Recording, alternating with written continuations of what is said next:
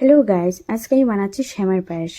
এটা আমার বরের খুবই প্রিয়, তাই আমি ওকে বললাম ঠিক আছে তুমি নিয়ে আসো শ্যামা, আমি তোমার জন্য বানাবো। তো ও নিয়ে আসলো।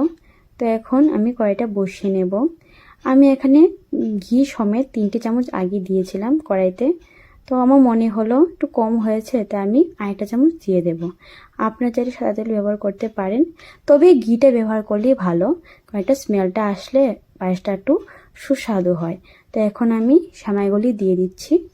একে ভালো করে ভেজে নিতে হবে যতক্ষণ পর্যন্ত স্মেলটা ভালো করে না আসে। ভালো করে নাড়িয়ে বোথ সাইড ভেজে নেব। তো আমি এখানে দুধটি ব্যবহার করব। এই দুধটি আমি আগে থেকে বয়েল করে রেখেছি, কারণ ঠান্ডা দুধ দিলে এত পরিমাণে ভালো হবে না, তাই আমি এখানে গরম দুধটি ব্যবহার করব। ভালো করে নাড়িয়ে নেব। আমি এখানে দুধটা একটু বেশি ব্যবহার করি, কারণ আমার স্বামী খুব ভালোবাসে